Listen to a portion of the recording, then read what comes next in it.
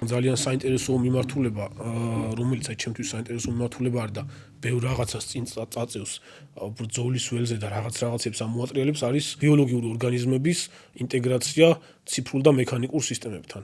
ანუ ბიონიკური თვალი მაგალითად, ადამიანის ბიონიკური თვალი, რომელზეც ეხლა მიდის მუშაობა, მაგალითად ერთეულ ქვეით მებრძოლს შეიძლება კონდეს თვალი, რომელსაც ექნება რაღაცა 100-ჯერადი გადიდების ციფრული ზუმი, ვიდეოს გადაღების ჩაწერის ფუნქცია, ღამის ხედვის სისტემა იქნება მასთან ინტეგრირებული და ლაზერული მანძილის ზომით შეიძლება იყოს და ასე შემდეგ. თეორიაში ესენი მუშავდება უკვე დიდი ხანია და მიდის ამაზე მუშაობა, იქნება ინტეგრირებული ტვინთან და რაღაცა კონკრეტული მიკროჩიპის ან შუალედური გადამყვანის საშუალებით იქნება დაკავშირებული ამ ბრძოლის ველის მართვის ერთიან სისტემასთან.